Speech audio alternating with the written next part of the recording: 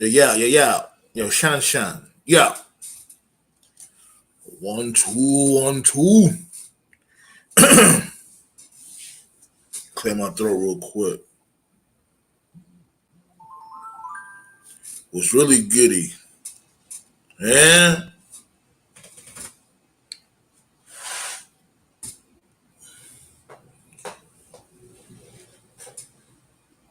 I hope I got everything. Okay. Checking the spelling. Okay. Episode 146. Okay. Everything all right. Everything should be all right. Let me know, y'all. Is everything all right? The spelling good? The right episode? We definitely in the council. I know that for a fact. Huh?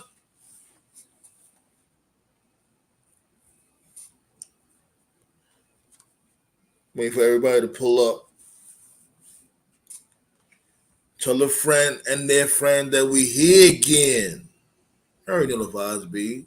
Don't even play with it. Huh?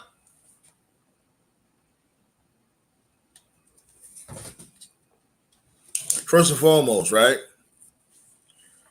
Congratulations to the La General, Gunther, the Intercontinental Champion. Like the last time I remember somebody actually pronouncing every single syllable in a word like that was Bret Hart. But shots go out to Gunther, man. That ass. You know this dude, Hockey Talk, man, is swinging at the air. Y'all remember that movie, Don't Be a Menace? And Boys in the Hood? When Cuba Gooding or this dude, Sean Wayans, was swinging at the air? The difference is in Don't Be a Menace, this dude, Sean Wayans, was knocking the little kids out. You remember that shit, right, Scott?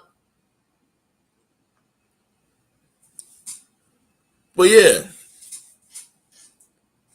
definitely congratulations to this dude Gunther, man. Like I remember when this dude was in NXT UK, dominated over there, had one of the best matches in like I don't know how long against Ilya Dragunov.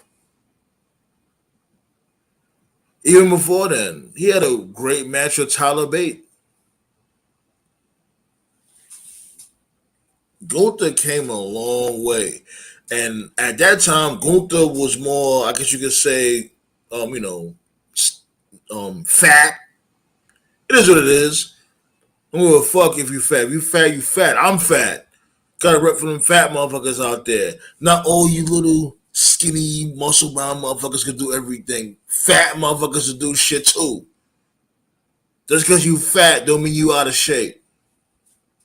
What's good, ballet? But yeah, definitely seeing his upbringing when it came to NXT UK, then ended up in regular NXT, then ended up on SmackDown, had somewhat good matches. Matter of fact, he did have decent matches with Shinsuke Nakamura. I'm gonna drop that link, Scott. Let me cook. Let me cook.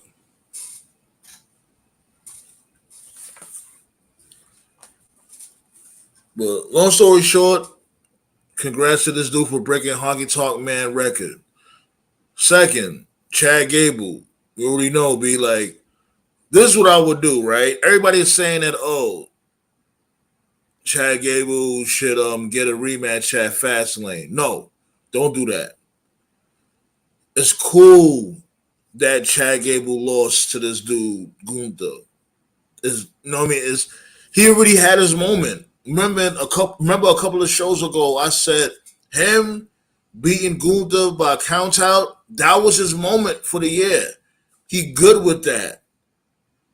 You know what I mean? They spoon feeding Chad Gable.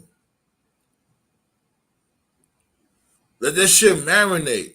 Motherfuckers wanna have him beat Gunther via count out and beat him or pin him for the Intercontinental Championship within the same year? No. Let WWE cook when it comes to Chad Gable. I'm loving this shit because this dude, he has the perfect momentum. It's not being rushed at all, and he's still impressing people. A little similar to LA Knight. It don't have to be rushed. It don't. Chad Gable's definitely going to get his moment. Who knows? I know it's an early prediction, but who knows? He could fuck around and win the Royal Rumble next year. Quote that shit. Sandman, nevermore.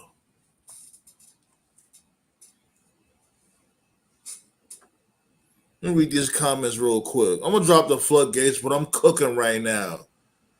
Let me fucking cook.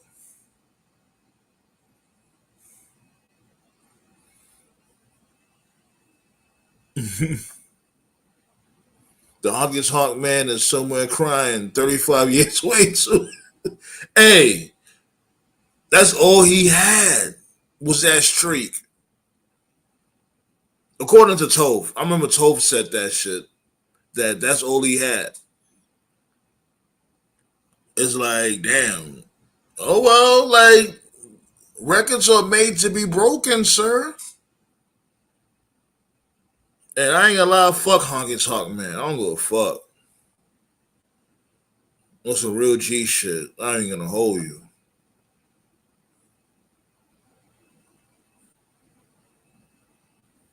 Right. Exactly. You know I'm creative with it, ballet. Yeah, Shinsuke. Yo. Oh my goodness. I don't know y'all seen what I seen, right? When it came to that nonsense. Why in the hell is Seth Rollins challenging Shinsuke Nakamura to a rematch? Why? My dude, you won. You retained the belt. You retained the belt clean. You what more do you have to prove? And what makes matters worse, Shinsuke Nakamura said no. Why would and people wonder why I say Raw is fucking stupid.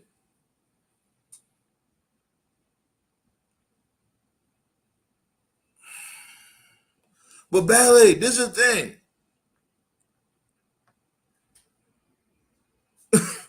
It don't make no sense. I hear what you're saying, but it's like, why would he even challenge?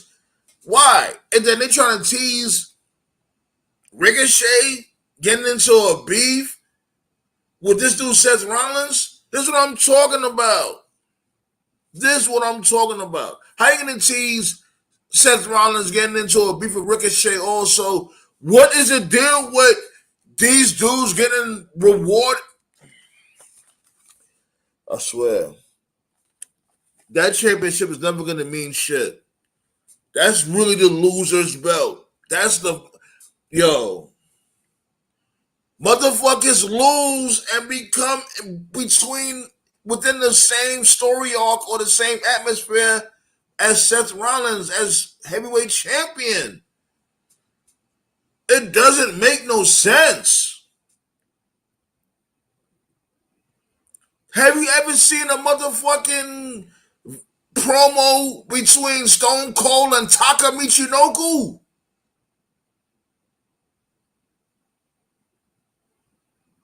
The fuck are we doing over here? And then Shinsuke Nakamura loses again. Yo, you know what? Oh my god. This dude lost again. On yesterday, he lost. But he's still the number one contender though, right? Of course he is. Why wouldn't he be? The more you lose, the more fucking title shots you get. Batista style. What the fuck are we doing here, man? I'm just gonna drop the floodgates, man. Like, I'm over it. Like, I'm gonna let y'all do what y'all do. I'm about to roll up. Because this shit is ridiculous.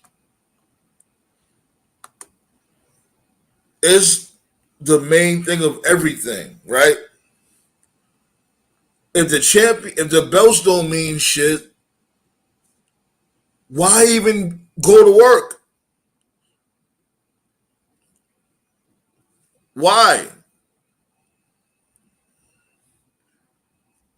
Like I said from before, I could be the fucking world heavyweight champion. Why not? I could just go to Raw in my motherfucking pajamas, go to Seth Rollins. Hey, I read a dirt sheet. I know about your back, and smack this dude. Why can't I be the number one contender? What's the difference?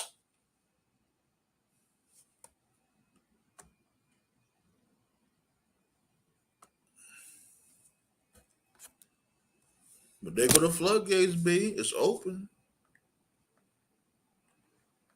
Motherfuckers is retarded. Yo, Payback was great. This and that, no, Raw is great.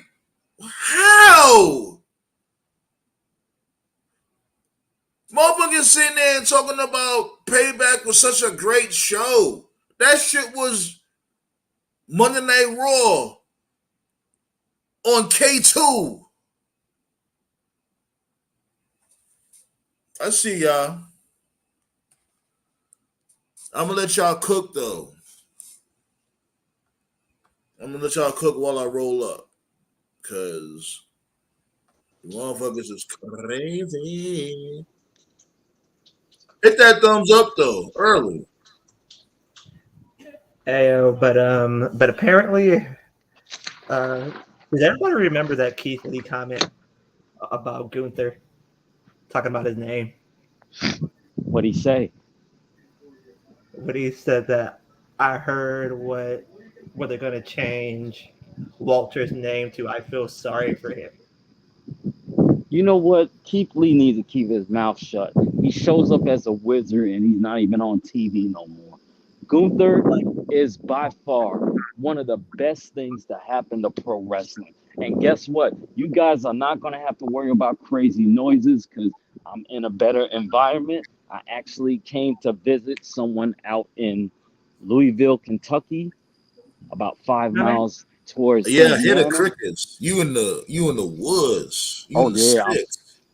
I'm You back good, in the man? You mid. good? I'm in the Midwest type style, but I hear the cricket. It sounds like a big ass cricket as your co-host.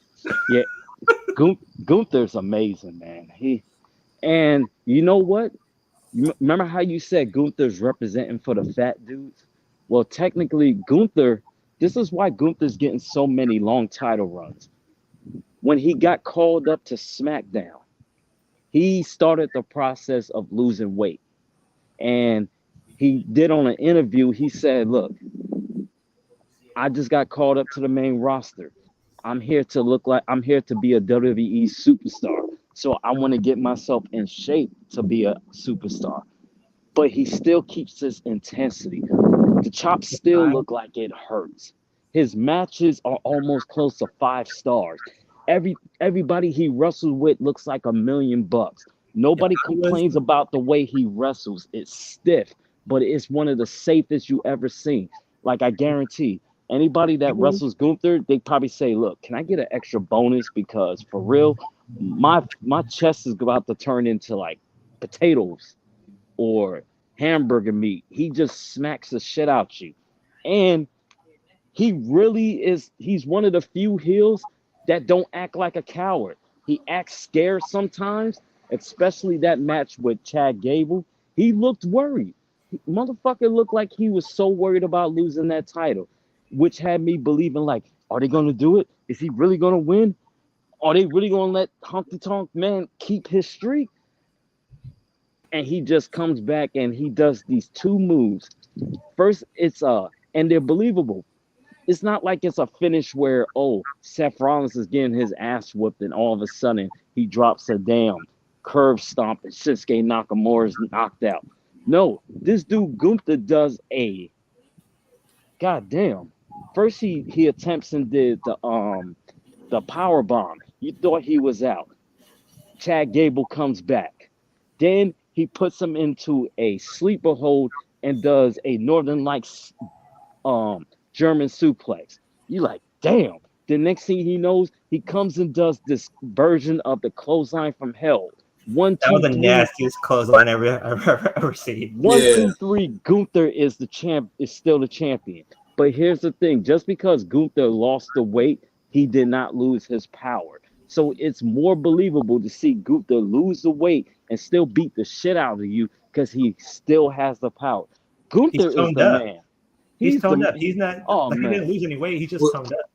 Here's the thing. That was a great take on that. But here's the thing, right? He did lose a lot of weight, and then he gained it right back. Because, Oh yeah. like, especially around WrestleMania, remember we had the WrestleMania watch party, and I was saying, like, nah, he he went a little bit too slim. Because it's great that he lost the weight. He's trying to get lean, but you got to still look dominant. And right now, I'm echoing. What is going on? Yo, see. You got to go back in the woods, Scott. I do. Well, what you hear? Echo. I'm not echoing. No, I'm echoing. Well, nah, Oh, stop echoing. Nah, stop echoing now. but That's another thing Gunther, too. Like, yo, I was listening to the previous podcast that we did. Like, please let me know when I be sounding crazy, because I'll definitely let y'all know when y'all sounding crazy in the audio. All right. As Yeah, soon as you Gunther- hear something crazy, especially everybody in the chat, if any of us is sounding crazy, let any of us know. and Yeah, I'm good. You might be on to something. Like I we said, good? Chad Gable might not win the title, but that don't mean Jey Uso is not gonna beat him, and then Chad Gable becomes the odds guy to actually win the Royal Rumble, and he finishes it at WrestleMania with Gunther as the World Heavyweight Champion. Yeah, Jay's gonna win the IC title. Gunther might win the Rumble.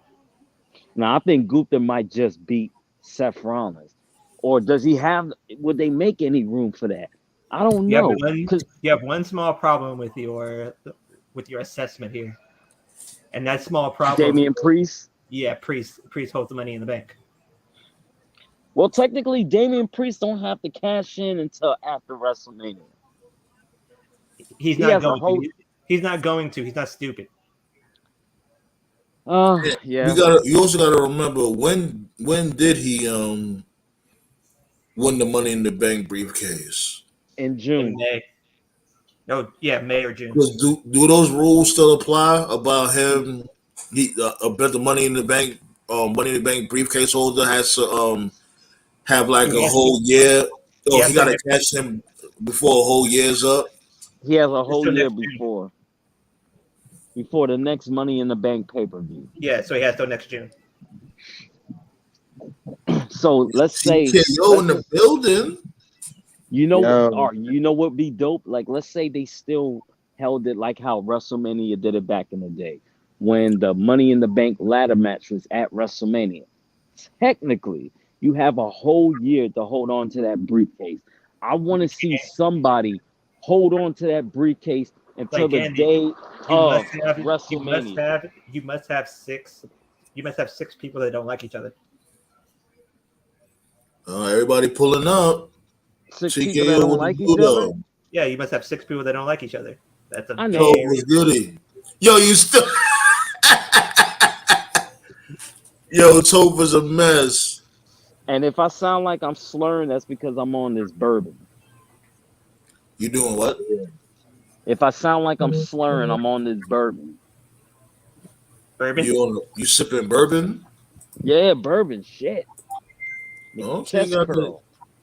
No homo.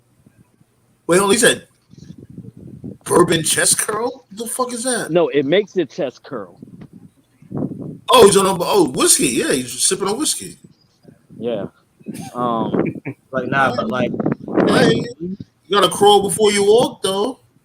to me, Priest is gonna cash in October.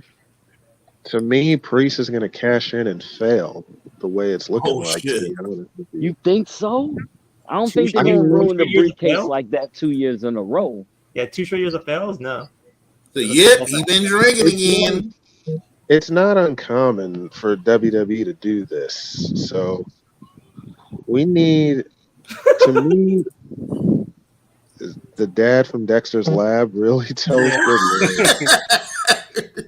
So what we gonna do? Have Now, hold on. Let TKO finish. Let TKO finish. Go ahead, TKO. Let him finish. No, but like I was saying, it's not uncommon for WWE to fail a cash in. Like, when's the last time? Like, look at the last few people that won it and cashed in and failed. They've had multiple failed cash ins. Well, they I mean, just did it. Was They it in just fact- did. They just did it with Austin Theory, so they're not gonna make it 2 years in a row. Yeah, that's That'll the problem. They're not gonna That do it would in kill the back-to-back years. prestige of the briefcase. Not back-to-back years. He's gonna cash in October. He's probably going to lose the tag team title or give up his tag team title to what's that dude's name? Kaiser roll. Kaiser roll. Oh. No, not Nah, Damien. Sorry, I'm to say, fucking around. I'm Damien's just fucking not- around. sorry to say, Damien's not ready at all. He's gonna fail that cash in for sure. 2 straight years though. So They don't care about that, bro. So what is he? There's no What plan. is he? What is he missing? What is he missing? He's not missing anything. He's just not ready. That's all. Yo. Yeah, but if he's not hold ready, on. what is he missing? You know what I think it is? I don't think it's happening now, but eventually Judgment Day is going to start holding him back. Yeah. He's just not at that level. He's not missing anything. He has everything you need. Yeah, it's getting. Just It not may at be that getting to level. that point. It may be getting to that point that Judgment Day is holding him back. he Not needs yet, a big. though. It may be getting there soon. I also think he needs like a big, significant singles victory, like a statement victory, to prove that, you know what, maybe he will be ready for a world title. Like, And something you know what I it know is, what you too? mean. And you know why I say that shit? This is the main reason why I say that shit, because constant rematches on fucking Raw is not going to build him. How much times he's going to be in a tag team match against who? Kevin Owens and Sami Zayn, or you know what I mean? A mixture of Cody Rhodes and these motherfuckers. That's not going to build him. The good news, though, they planted the seed last night. Is they did the whole I know you don't like the Jey Uso thing. I agree they brought him back too early, but if you noticed, I can never remember this dude's name. Pierce. He's so insignificant. I can never. Just remember scrap metal. Scrap metal. Right, Pierce. Yeah, they planted the seed. I know the draft doesn't mean shit, but for the sake of argument, they said that because Jay is on Raw, there's going to be a talent switch acquisition. So meaning somebody from Raw It's gonna be go off the academy. SmackDown. And It's so I know that'll be exactly. They're not gonna trade. They're not gonna trade. gotta be their way of getting Cody on SmackDown They're not without him trading. having to win the Yeah, Rumble. exactly. But this is the thing. All of a Maybe sudden, Cody needs to be on SmackDown. all of a sudden, we should just honor this brand split. These motherfuckers wasn't honoring this shit ever since the fucking draft ended up happening. I've always thought the trades. I've always thought the trading stuff is like that's what pisses me off about it. Like if you're gonna do the draft, like be like sports and shit. Because sports, We're not gonna do that. We're not gonna do that. Hold on. The main thing, hold on, wait. The main thing is that these dudes never honored the draft, period. Ever. Damn, Art, calm down. No, we gotta do that because because it's like, all right, so smoke the blunt. hold on, Yeah, take it. hold on, relax. Here's my thing, right? These dudes was jumping back and forth, Raw, SmackDown. They wasn't honoring the whole draft split or the draft period. They made a big fuss about this shit, like, oh, we about to shake things up again. They didn't honor the shit, and now all of a sudden we supposed to just, you know what I mean? But like, okay, Raw got Jey Uso, and potentially Cody Rhodes is going to SmackDown. Why? Like, what are we doing here? They can go to any show they fucking want. Like I They can go anywhere. You got motherfucking Judgment Day going to fucking NXT. Like this why this storyline is happening? That's what I'm asking. It's the networks. I'm pretty sure it's the networks. What confirmed it? Y'all remember? I know it's been so long and nobody wants to remember those days, but remember when COVID was still bad? What was it they did? They did a Hell in a Cell on. They did a Hell in a Cell on SmackDown, or a cage match on SmackDown, and then like they did three Hell in a Cell matches on TV. Right. I think SmackDown got one, and then like USA Network was mad. Yeah, they complained. They sent like a complaint to WWE HQ because it was like, oh, Fox gets a Hell in a Cell, but we don't. And so then I think they did Roman and Ray. Was that it? Roman and Ray on SmackDown. Yeah, you're right. Yeah. So that was when I knew for sure. It was like it's a network thing. So I think that's when Roman beat the piss out of Ray. Poor Ray. And that's the thing. They did three Hell in a Cell matches back to back, bro. They had Roman and Ray. They had Bobby Lashley and Drew McIntyre. Lashley and Xavier Woods. It was Xavier Woods and Drew McIntyre. It's like, why even mention the draft in the first place? You know what I mean? Like, y'all been doing what y'all been doing ever since. Why all of a sudden now, you know what I mean? Oh, is Cody Rhodes going to SmackDown? Do you know what I say? What stopped him from before? Just go there. Do you know what I say at every single wrestling show? Just turn off your brain. Don't do any thinking. because thinking. I trust and believe. I do understand that, but it's like, come on now. It's like, damn, do they really think we're that stupid? Hey, R, you know what they want you to believe? Just me, oops. Day one is just me, oops. Day one is just me, oops. They're still ungrateful punks. But who caught? They're ungrateful. But who caught the words that Cole said about Cody Rhodes yesterday? Cole? Michael Cole? Yeah, that Cole said about Cody. I didn't catch it. What he said? He called Cody an EVP. He basically he said he was an EVP, so he used his negotiation political pull. But the thing is, because remember, we had the watch party. We had to watch Cody a politician. Over it. No, that was the very next night. That was on Raw. He said that on Raw. Boy, no. I think he said it. He said it on the actual PLE. He said it on the air on Raw too. He said it on Raw, yeah. Yeah, and it's like, what are we doing? Oh my god, that's what I'm talking about. You know, I understand that we didn't catch it during the watch party.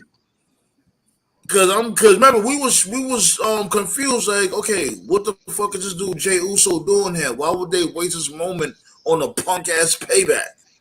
But here's a question. Even though Michael Cole said it, was he really insulting AEW? I don't think he was. Yes, he was. Explain why. Because I just thought he was just like, hey. Because they throw shots too. Yeah, but WWE throws shots at AEW also. It's not only AEW throwing shots at WWE. Like it's more like they throw shots at each other. But it's more like you don't think these motherfuckers is you don't think these motherfuckers is cooking up a contract for CM Punk to show up at next year and during WrestleMania season just to fuck with AEW? I think they already. Yeah, really. You think they're not? Nobody Well, in WWE still likes CM Punk Nobody still likes gets It a lot don't of CM Punk. heat. matter. You think these motherfuckers are that's what I'm saying, cooking up a contract. I'm not saying like Sandman, they already planned it. They already planned exactly. it. You think these motherfuckers ain't Boy, working on some I'm gonna type tell of you shit this. for him to have a hold on, like I was saying, like have like a 3 show appearance, some shit like that. You don't think they're trying to work some shit out like that for him to come to WWE just to talk shit about AEW? Boy, I can't. I'm gonna tell you this right now. If I see CM Punk back in WWE in the Royal Rumble, boy, he gonna have Like to we take. see, He gonna have come to on, take back we said the every. same thing about Hogan. We said the same thing about fucking Brett. We said the same thing about Bruno Sammartino. The fuck? I Boy, guarantee I'm just I going to tell you guarantee this. that If meeting, CM Punk pops up on the Royal Rumble, that means he's going to win it. And if he win it, there might be a riot between the locker room. he's not winning it. there also I wouldn't go that I far. I guarantee want to you, see but him I win the guarantee you, Rumble I though. fucking guarantee you that it would meeting. also cancel I out his guarantee that there meeting will with be a Triple H, riot. There will be some people that quit. that meeting with I guarantee you that meeting with Triple H was for a fucking reason. And now the It'll reason also has come. cancel out his pipe bomb too. Shit. And I got the photo for this right here. You can watch a thumbnail for this fucking live right here when I post this shit. Y'all gonna see the photo If of these CM Punk motherfuckers, shows up, CM Punk and Triple H having a conversation That if when meeting he was CM, for a reason. when he was if suspended. you know That what, meeting was for a reason. It was for a if damn good reason. if It was CM for a reason. Punk shows up at the Royal Rumble, Tony Khan is going to be on suicide watch. It's not that serious, but it'll I be think good. so. Really, man. No, I don't think it's you that. don't. I don't think it's that You don't. serious. You don't understand. Tony Khan didn't even want to fire CM Punk. He was told by his lawyers and TNT he has to go. He was, Wait a minute. and the crazy thing is Wait a minute. CM Like it Punk wasn't trying to put TNT. There's no way. CM. There's no way that it was TNT. TNT created a show for him. So no, Nope. it wasn't TNT. Well, here's the thing: the No lawyers. offense, Collision is actually doing good without him. Yeah. If you really think Here's the about it. thing: the lawyers told him you need to fire him, and then he said from his other advisors from the punishment committee. I don't believe the Young Bucks was part of that. The punishment committee is like the same thing as saying, hey, TNT without saying TNT. They told him he had to go. Like I don't think it was Man, TNT. It was mean, TNT. Well, you just answered Okay. your own question there, Scott. If the lawyer said you got to go, then that lets you know that he did something really fucked up that's toxic. Yes. Which tells me he's not going anywhere. The only place he needs to go is fucking anger management before he does anything of his life. I'm but telling at you this point, but at this point as well, we also got to put blame on Punk too, because I'm like, bro, you've been the common denominator for a bunch of shit that's been going on. He will always be the blame for everything. We're not denying that. But what I'm saying is, if he shows up at the Royal Rumble, there's going to be some type of riot. There's going to be some type of WWE superstars that's going to walk out because they like, how the fuck he gets a main event at WrestleMania? What I'm telling you is you just answered your own question, Scott. What you just said is why it's not going to happen. Because if legitimate lawyers were saying get rid of him, what the fuck did they catch him doing on camera? Exactly.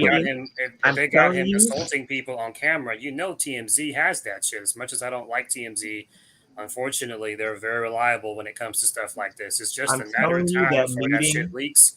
And when it leaks, he's going to be just as toxic as Tessa Blanchard. And where the fuck is she? Nowhere. I can feel it in my bones. That meeting was for a fucking reason.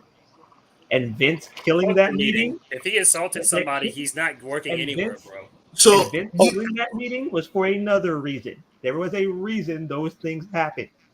And the reasons are revealing itself. I guarantee you, Triple H must have told him, in order for you to get back here, you're going to have to kill your contract with AEW. Find any way you can to get out. Shit about him. You're giving these guys way too much credit. Triple H do not like CM Punk. And that's the other thing, too. And Phil does not like. No, let me take that back. They must have talked more than once. Paul Levesque does not like Phil, and None, Phil does not like none Paul of them Levesque. like him. I think the problem is so many people are you're all so single minded and so obsessed on the people in AEW that don't like him. There's quite a number of people in WWE that don't like him either. Not limited to I'm Seth not Rollins, your single. Don't current do world that. heavyweight Don't do champion, that. Oh I'm earlier God, not this single year minded. I'm not single referred to minded. Seth him as Rollins. cancer. Seth Rollins, your world champion, referred to him as Hold cancer. on. He doesn't. I'm Yeah. not single minded though. I'm not single. Don't do that. Oh, okay. I wasn't Oh saying you my were. God. I'm just saying fans in general are single-minded. People forget. Seth Rollins called him cancer. Roman Reigns, the top guy, also doesn't care for him. AJ Styles doesn't care for him. Kevin Owens doesn't care for him. Miz doesn't care for him. Vince doesn't care for him. Triple H doesn't care for him. Half the fucking fan base doesn't care for him. Like, are people forgetting that? Oh yeah, Kevin Owens can't stand him because of his days in Ring of Honor.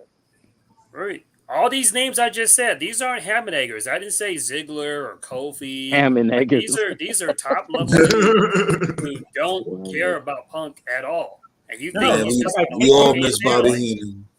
Like, I take your word for it that there's a shitload of people that just don't like him. But then there's Vince. Yeah, Yeah, that is. I'll do anything. Well, Vince about to be like Vince is about to. You censor yourself, Black Star. Vince ain't gonna really be calling shots like that soon once that deal closes. Oh yeah, Vince got some crazy legal issues that's going on. Not only that, like it's about to be. Yo, who knows if WWE is still gonna be around like how it is now? He should have If they never. close Vince that should have deal. never been brought back. If they close that deal, yo, Ari, this dude, what's his name? Ari Emanuel, whatever his name is. Yeah, Ari Emanuel. He can do whatever the fuck he want. Oh yeah, once the Endeavor deal is done, yeah, he can bring like back CM Punk if you want to. He could just say, you know what, I don't even want WWE no more. I want to do something else with it. He could do that.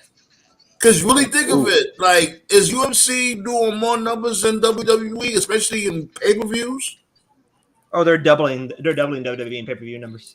Yeah, Ari Emanuel could just shut them down if he wants to. Well, then Vince must have something in.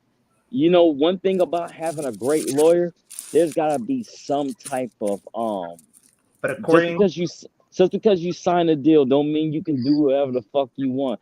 There's that fine according to Ari Emanuel, he's not going to touch the UFC or the WWE. Whoever is running it are the people that are gonna. Yeah, he's just a figurehead. Yeah, Nick Khan. He's the one. He's a figurehead, but Nick I'm Khan, just saying, man. like, I'm just talking in, like, I guess you could say I'm giving examples, so to speak. I kind of get what you're going at, R, because because who like knows what can happen to WWE? Like, we seen WWE went through so much craziness. And nothing lasts for people to say CM Punk will never show up in WWE is ludicrous. It can't happen. And to be honest, R, wrestling might not even be a thing no more. Wrestling might just say to end with this. And a lot of these people who inspire to be wrestlers, they're going to have to find a new job because I don't believe wrestling is going to last for over 100 years. Stop. This is the thing that people get misconstrued, right? Wrestling is going to be around forever. Now, the concept of sports entertainment, that dying, I could see that in like, in the future. But wrestling will be around forever. Wrestling's been around since like the 1900s. Wrestling is never going to die. This thing has gotten interesting. It's gotten interesting quick.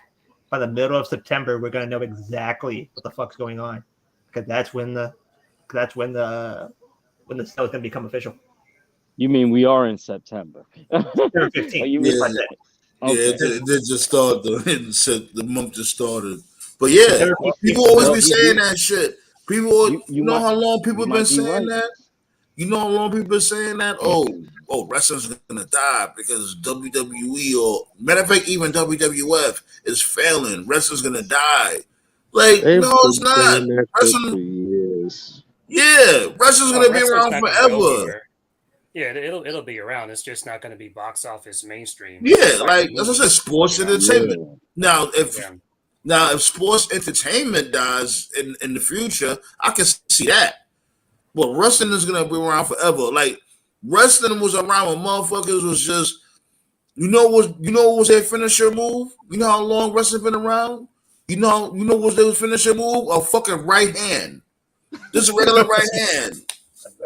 That A was right that hand, a body slam, a leg drop, a clothesline. yeah, like a A freaking drop kick, leg, and that's not even a no cap. a freaking leg drop was a finishing move for God's sake. Exactly. Like it's always gonna evolve. Wrestling is always gonna evolve. It's always gonna be around to the end of time. You know what I watched the other day and it made me laugh so loud? I watched that Hulk Hogan interview on Joe Rogan's podcast. Oh God. Oh good God. What Hogan do?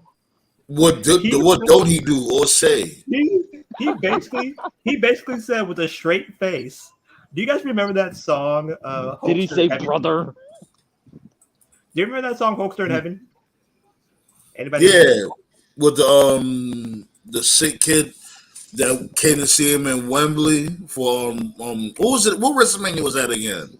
Now it was SummerSlam, wasn't it? That was SummerSlam. That was SummerSlam in England. Yeah, the same card that had Bret Hart and British Bulldog. Oh yeah, and Wembley, England. He said that kid died while he was wrestling in the main event. One small problem: he wasn't wrestling in the main event. Brett was. So wait, hold on. He said that on Joe Rogan podcast again. He said that story for years. Yes. Yeah, the worst story that Hogan said is he said that Elvis used to come watch him wrestle. Well, of course, if you do that, yeah, he's still saying that story. Yes, he said that story. Oh, he's still. Oh my God, he's still saying these stories. Why is nobody checking him on this shit? He said the story. He was saying this story for like 5 years.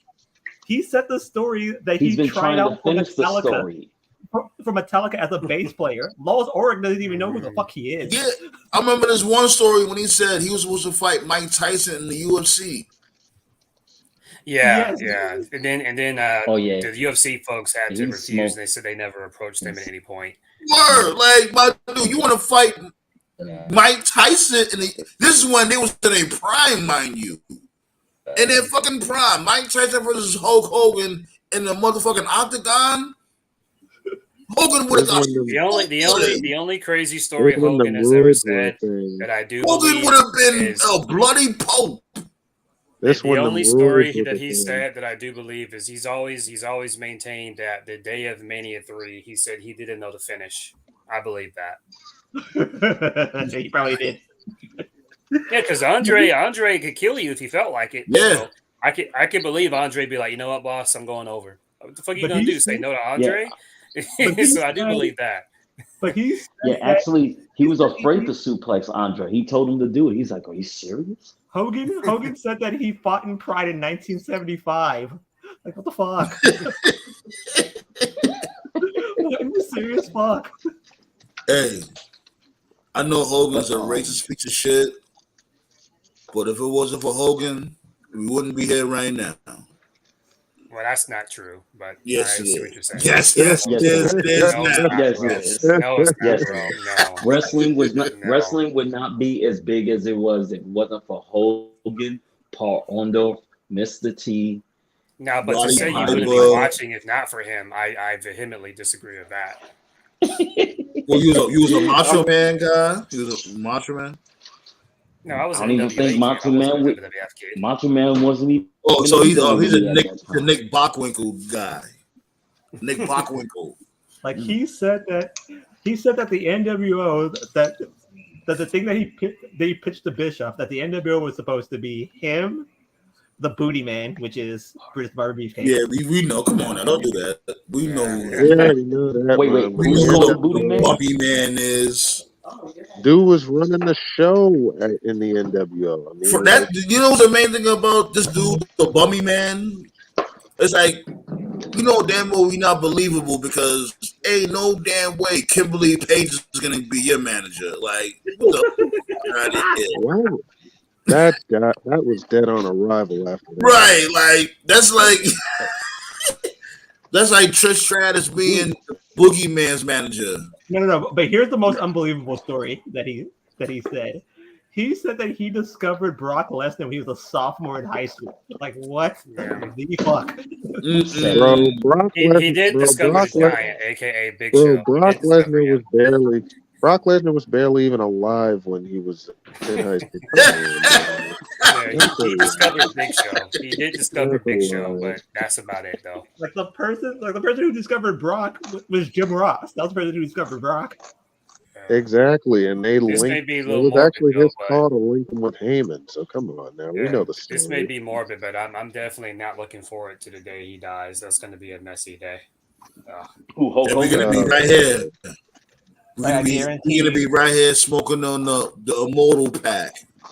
And you know what the fucked up part is? I know this is like really, really dark. Yeah. I already have the eulogy in my head. I already know exactly what I'm going to say when the day comes. You didn't say it. Oh, You didn't say it here. You didn't say it here on the round table. Unbelievable. Oh, he's got to. You got to say it on the round table. Sure. Are you gonna play the Undertaker's music? I mean, too? I can do it now to save you the time. I already have the exact words.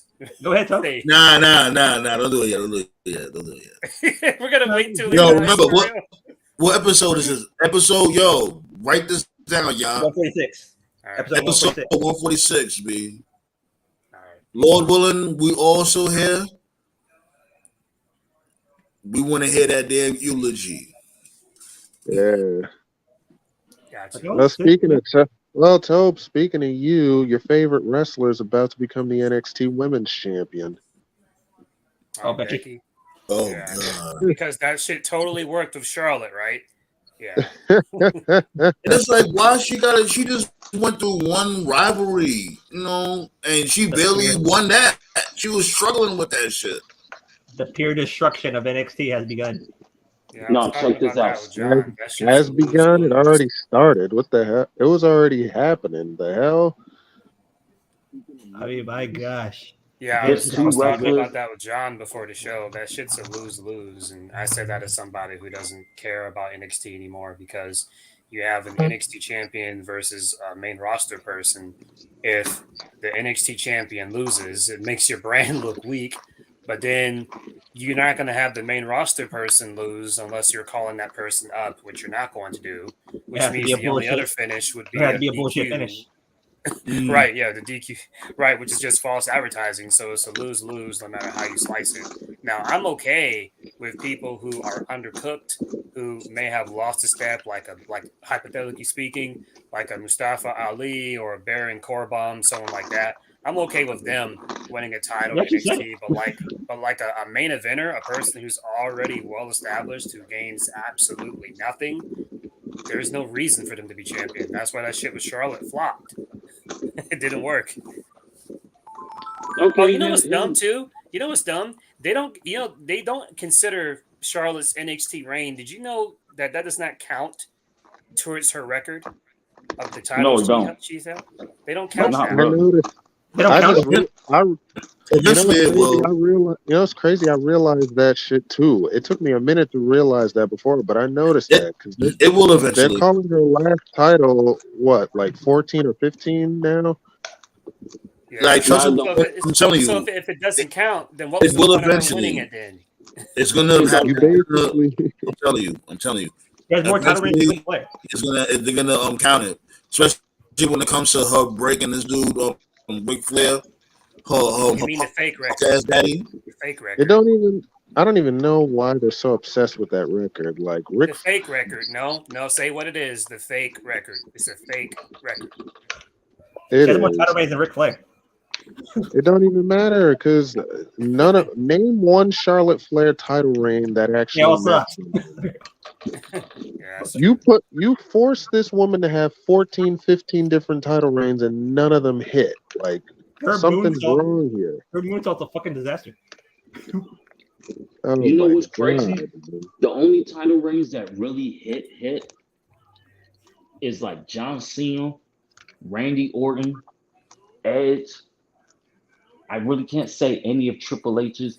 No, his Reign of Terror was pretty popping. But Triple H, if you really want to be honest with Triple H, his title reigns didn't hit until he won it in 09, honestly. That 09 title reign when he won it from Orton was actually good. His best years as a heel, I promise you, was the year that he pedigreed Shawn Michaels and then he rammed his head through a car window. 2002? Yeah, 02. That. You have no heart. You have no soul. Yeah. That was a good one. Yo, let's have Mac crazy in the background. Does he have no heart? Does he have no soul? And he got was goody. That was a good ass match, though. I'm not even gonna hold you. Like that was just Peace to the any guy. Well, I will say this: when it comes to eulogies, I want to be alive when we give a tribute show to Shawn Michaels and Bret Hart when they both pass on. That's gonna be I think that will be a 3-hour show just off them two alone. Bret Hart's gonna be good. Shit, I think Shawn Michaels would be good too because he did it back to back. He did a complete 180. I do too. I love both those guys, but Bret Hart has got to get over that issue he has with Goldberg. Never. I think I get it. I think I get it because literally, like right before the match, which sucks. In some cases, I think Bret may have jinxed himself. Right before he worked Goldberg, this actually happened. They were in the locker room, and Bret told Goldberg, "This is as right as they're walking out the gorilla. Whatever you do, don't hurt me." That's all he said. Whatever you do, don't hurt me, and that's exactly what Goldberg did. And he kept saying that too. Didn't he say that a couple of times in the day? Yes, man. Sammy, you fucking bro, I rewatched that match. Yes, I I was like, yep. I'm gonna type it up right now. All right, cool. Bro, I rewatched that match too, Bret and Goldberg. I'm like, yep, he's hurt for sure. I think the reason why Bret takes it so personally is because he never hurt anyone in his career, and Bret takes pride in that, which is a good accomplishment. No, wait, stop. Yo, let me know when I'm glitching up, please. You know what I mean? I will do the same thing for you fellas. Let me know when I'm glitching up. You know what I'm saying? Because I want a great it just started. We didn't know. You just started. Well, you're gonna have to log off and come back on because you just started. It's happening right now. It's happening now. Yes. All right, cool. That's why I wrote it down. I said, "Sammy, you fucking up." Yeah, all right. I appreciate that. I'll be right back. Fucking up. Well, back to your point, I really think Bret Hart jinxed himself going to WCW. To be honest with you, now Bret Hart's best match of his career was in WCW. If you think about Benoit, the tribute, the tribute with Benoit. He thinks I'm drinking liquor. Yeah, it was a good match. I gotta watch you. Yes, girl, I'm not. I am drinking liquor. I'm drinking liquor and fruit punch. Okay, Scott, mute yourself. Oh, my bad. There you go. Oh, God. But anyway, back to what I was saying. It ain't the fact that Bret Hart jinxed him. I think the fact that Bret Hart was actually coming back to WWE, they probably would have been some type of apology that was done. But then when he got kicked in the head, that kind of ruined it. Because I think Bret Hart wanted to wrestle into his mid 40s. Because what he retired like at 38 years old, 39. That sounds about right. Like Bret had so many problems. Actually, Bret didn't really have problems. It was just that. No. I'm talking about with his attitude. Like he had a bunch of attitude problems. I don't think so. No, he didn't have an attitude problem. A lot of Bret's problems were mostly with his family, honestly. He carried that grudge with Goldberg still to this day. Goldberg hurt him in 1998. Dude, I would too if a man kicks you dead in the face and almost turns you into a vegetable. And let me tell you something. When Bret had to retire, I guarantee he didn't get fully guaranteed money out of that contract. That's why he's so pissed off. Like, wasn't every single WCW contract fully guaranteed? Not really. Not, 'Cause not back, if not not back if in the it comes day. to an injury. Oh, okay. Not back in the day, man. Every contract that they had was guaranteed bread. Mm. Yeah, but if you get an injury or something like that, they can take the contract away from you. If you ever get a chance, go follow Maven, his podcast, and he breaks One, down two, yeah, how yeah. you can make the two. Oh man, you sound terrible, bro. But try again, Simon. Yeah, 1, 2, 1, 2. Yeah. 1, 2. Yeah, it's a little staticky, a little bit. What the Yeah, you sound fuck? like Sonic the Hedgehog. Oh wow. Gotta get some chips. 1, 2. But Like the as funniest- 1 2 1 2. You good? You good, Scott? But the Okay. funniest. I think what I was. Yeah, If you were you talking follow about the Maven's contracts. podcast, Oh, Nathan. he breaks down how you can be given a contract, but if you don't make it to the show, you can make as low as 15,000 to where you can make like maybe 300,000 a year. So that really does play a role. And I guarantee when Brett got concussed, Like he if lost Maven continues to talk, a lot of like if money. Maven continues to talk, And Vince might Brett didn't really Vince sign a might send major Taker to contract. yeah. If you really think about it, though, Maven wasn't really all that good, though. I keep hearing good things wasn't, about but that he- pod. I got to give it a listen. You know what I'll I will give it give a that listen, is too. yeah, what I like about that is you often hear the same stories from the same people. Like Maven's kind of one of those dudes that like left the business, and like when they left, like they were just gone. So it's interesting to. There's a lot of people who just leave and they just disappear for a bit, and it's like, like like what are their thoughts on stuff like that? So that's cool. And Like I said, if and he Maven doesn't talk bad about the business. He just tells you like, yo, you can make a lot of money. He's like saying if you're not injured, you can make at least 300,000 a year. But Like I if you said, get if Maven injured, continues to- you'll only make like 15,000 a year. like I said, if Or, Maven continues to talk, Vince might send Taker to finish the job. Oh Lord. Oh God, that chair, bro. Maven really could take a chair shot, though, man. I give him that much. No one took a chair shot to the head like That Maven is the did. channel, though. He like what this dude just said. Scott, like what Scott just said, he talks about how much he made and told about the wrestlers that get injured and how they don't be typical shit. But how he explains this shit, they should have gave this dude the mic more often because he knows how to break down stories. Yo, Sam, man, move around a bit, man. You still sound static yourself. What the fuck? It might not even be oh, he left. I was gonna say it may not even be like anything on his end. It just be the connection. 1, 2. I'm so staticky. Yeah. Yeah, a little bit. It may just be the connection in your area. It may not be like your stuff, Yeah, because what the fuck? Yeah. This sound a bit better. Hold up. I like that right there. Yo. That You was sounded good dope. right there.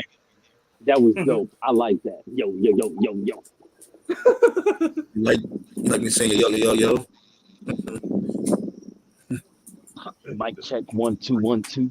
Mic check 1 2 1 2. Break it down now. Oh shit! I hit the jam. I just hit the jam. All right, no more bourbon for me. All right, back to seriousness. Like the funniest heel I ever heard in my entire life was Razor. Razor was just funny as shit. Who, Razor? Yes. So He was just funny. So, one thing I will say about the Scott Hall situation. Yo. You sound great now. Yeah, much better. You sound great. I will Appreciate say that. one thing about the Scott Hall situation. They were dead wrong to turn Scott Hall's substance abuse problem into a goddamn um Yeah, that was Story. so evil by storyline. WCW. That was Yeah, some I didn't like that bullshit. either. That was so evil by WCW. But man, he's Hey, it's all part of the business. Look at this Razor. dude, Christian Cage. Razor was just funny when he said, Christian Cage, we talking about your father's dead. "Father's dead." He, Christian Cage can't wait for somebody's father to die. Who remembers? Nah, Who remembers? ain't Who nothing worse remembers than what this? Randy Orton said to Rey Mysterio. No, no, no. Who Eddie remembers this? Guerrero is in hell. Who remembers this? Remember when Thank you, Ballet. Paul Bear was talking shit, and Paul Heyman? he was talking shit to Taker. No, Paul Bear. Like Paul Bear was talking shit to Taker, and Paul Bear said, "I rule the world. I rule the whole." And they hear Psycho Sid's music. Oh shit. Psycho Sid comes walking down the ring, and he said, "Undertaker, you have the belt with honor. You have the belt with class. Not until you got together with a pants of a goop." I don't know what the fuck am I walking. He Just made, walking in. You walk. he made fun of Fat Man like it was his job. Like every time that he was a heel, and JR would interview him, he would say, "Shut up, Fat Man." I ain't gonna lie, this might be a throwaway episode right here. Yo, Scott, Yeah? are you walking? Yeah, I'm walking. I don't know where the fuck I'm going though. He's skiing.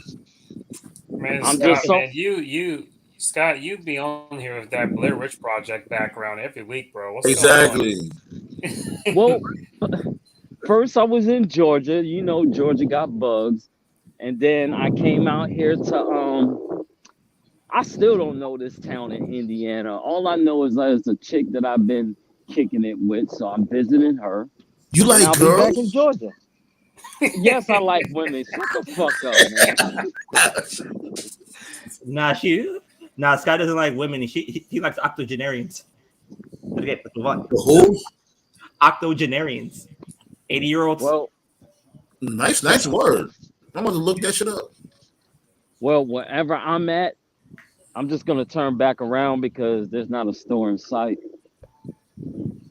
Yo, I ain't gonna lie, yo, Scott. This dude, um, Black Star's been throwing none but shots at you for the longest. You don't got no ammo for Black Star? What happened? I'm waiting for Black Star to fuck up until I finally get his ass, but he lucky. Oh, I thought Black you were That's about to bring up the King. that sounded a wild pause. I thought you were about to bring up the King Mike thing you were talking about. That's what I thought you were gonna say. Oh, you see, no, you being messy. That's you being messy. Matter of fact, It's so messy. yo, let's play it. Yo, matter of fact, fuck that. Y'all want me to play his latest shit? You I was want about to go in on King Mike. Yeah, what want me is to up play with it? this King Mike? Hey, What's yo, up with this King Mike? on some beef? real G shit. I like this dude, Mike. You know what I'm saying? Pause. He do be having good content. He do, but it be certain questionable shit that he says. Just like with any other podcast, so it may have you. Like Uh-huh. he said that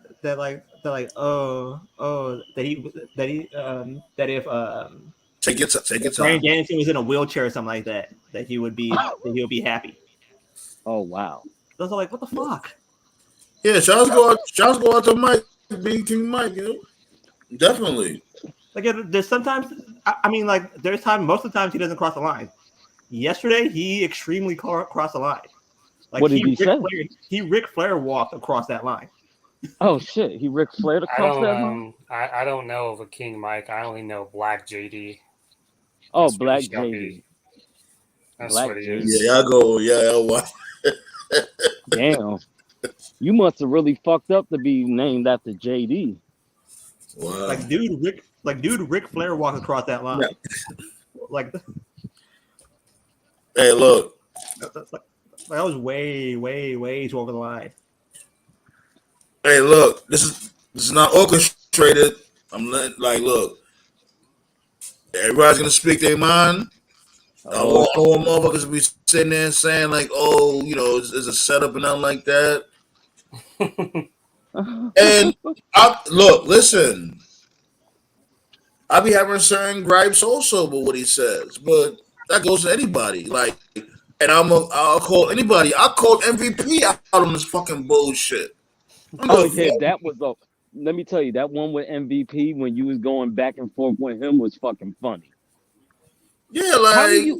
How do you anybody, reach? How anybody you? can How? fucking get checked. Which are Yo, or but which I'm trying to MVP. figure out. How are you able to get in contact with these dudes? You just follow their Twitter and then you say something. Yo, It's but just the shit that MVP. I says, the shit that I say makes sense. Yo, but No, MVP no, we went talked after. about this before, Scott. It's a weird thing, man. He's it's weird. Like a lot of wrestlers after whatever show they're on, when their show is over, they'll go on social media, they'll go on Yeah. Twitter, Yep. Instagram, and Hmm. they'll literally look themselves up. They'll hashtag their own name, as vain as that sounds, and there'll be like 1,000 tweets about them, and they'll could be like 999 positive tweets, and then there's like that one negative tweet, and then they'll single out that Yeah. one negative What tweet. is that? And it's like, why do you care about that one negative comment when you have 999 So, other comments? These wrestlers are fucking soft. Well, not so all of them, but most Oh of them. yeah, because there's that good saying like if you really want to piss someone off, tell them this. Hey, out of all the negative shit you got to say to me, how about you write 5 good things you have about me?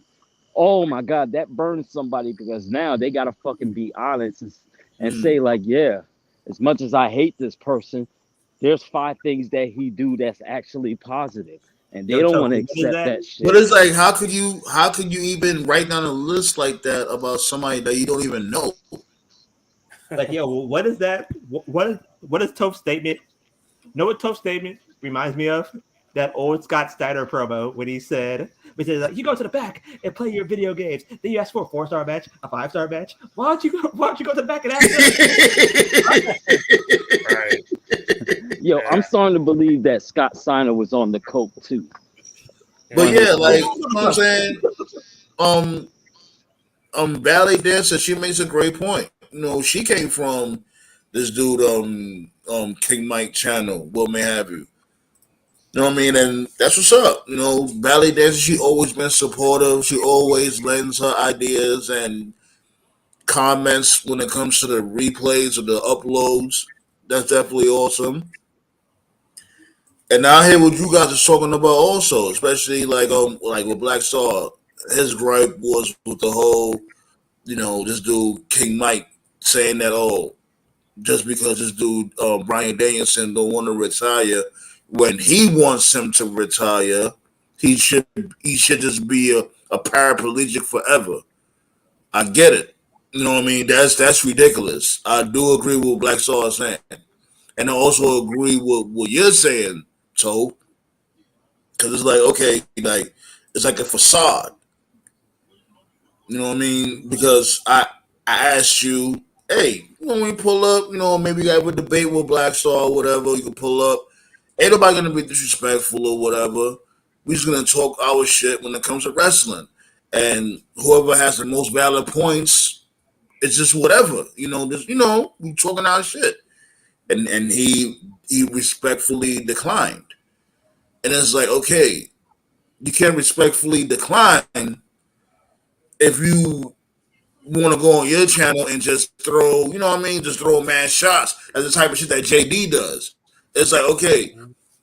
you want everybody to rock to your boat, but when it's a little friction, when somebody's trying to debate with you respectfully, somebody trying to have a debate with you, and I disagree with what you're talking about. This is my, my argument. That's the type of It shit was that early, JD does. it was earlier in the year. I think it was like maybe a week or two after WrestleMania, and I think all of us were here. It was Sandman, myself, Black Star, Scott, and I believe King Mike. was here as well. I think it was the week after Mania or 2 weeks after Mania, and he had did a YouTube video. He was mad about something that Becky Lynch did or said, and because a lot of his videos, he's like in a car or whatever. I'm not judging, and he's just I forgot exactly what he was mad about, but I remember he was talking about Becky, and he was just going off the anger in his voice was like some Tupac hit him up type shit.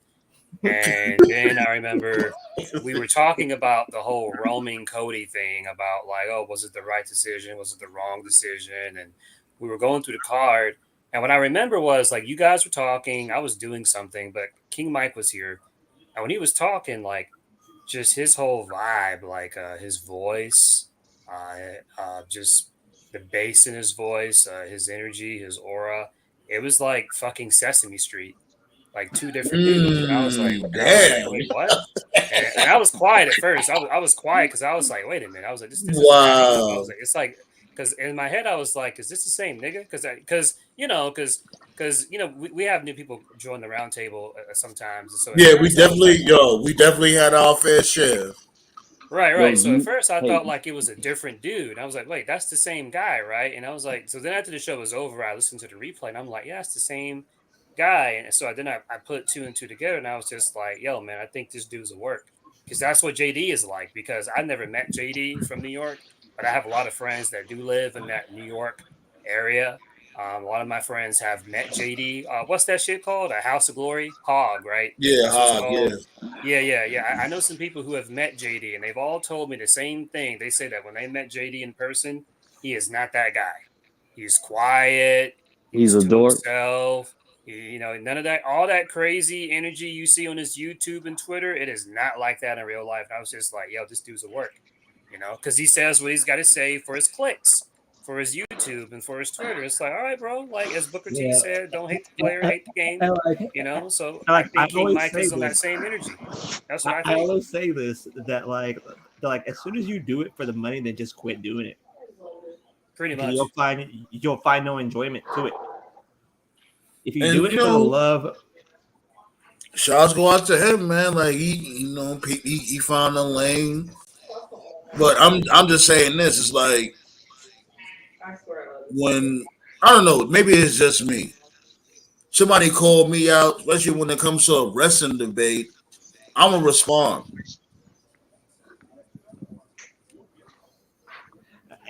like like I still like King Mike. Like King Mike's a cool dude. Yeah. It's like that's the thing. There's no shots being fired, but you're a content creator. It's like how I'm a content creator. We content creators, whatever. We're gonna critique on the content.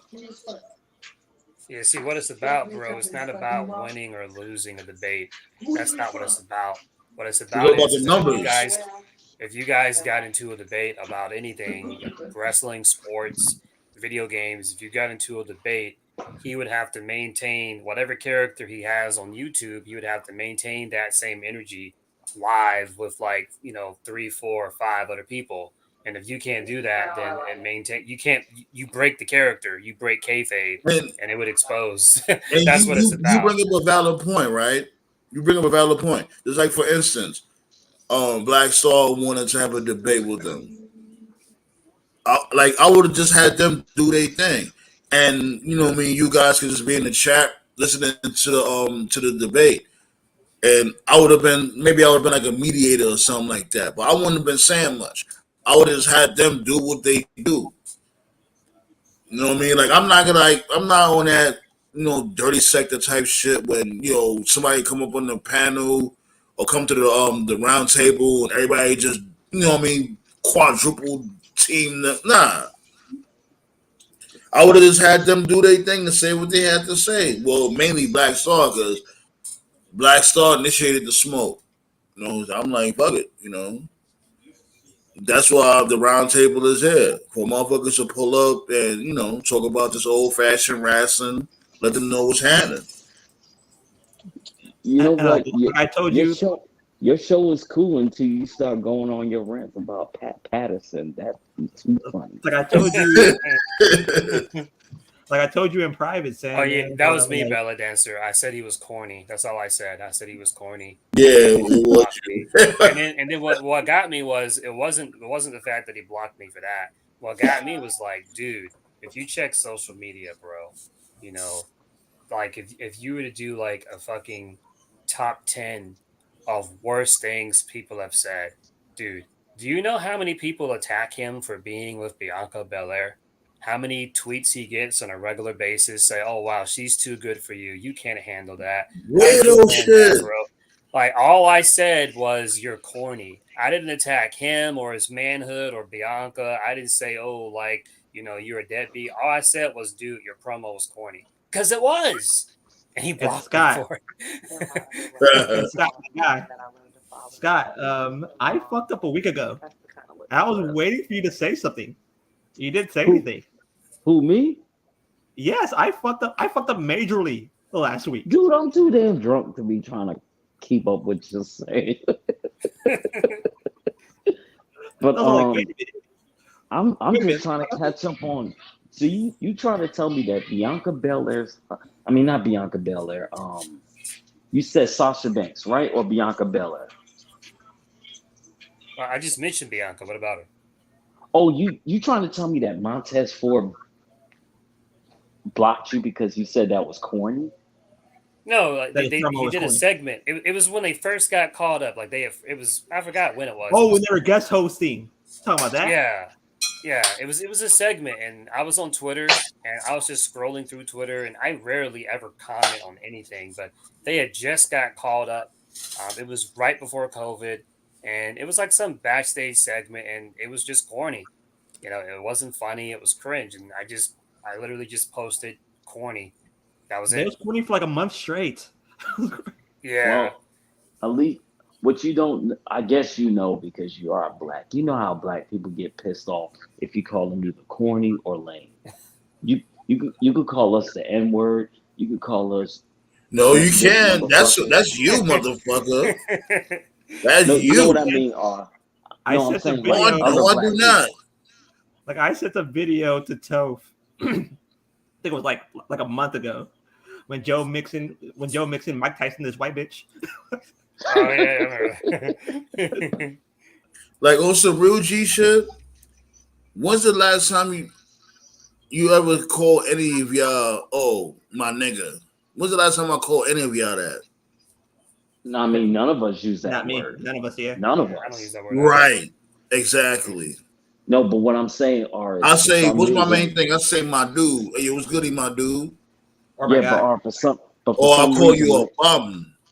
for some reason, when it comes to the black community, we can take any other word except for lame and corny. Now we gotta fight.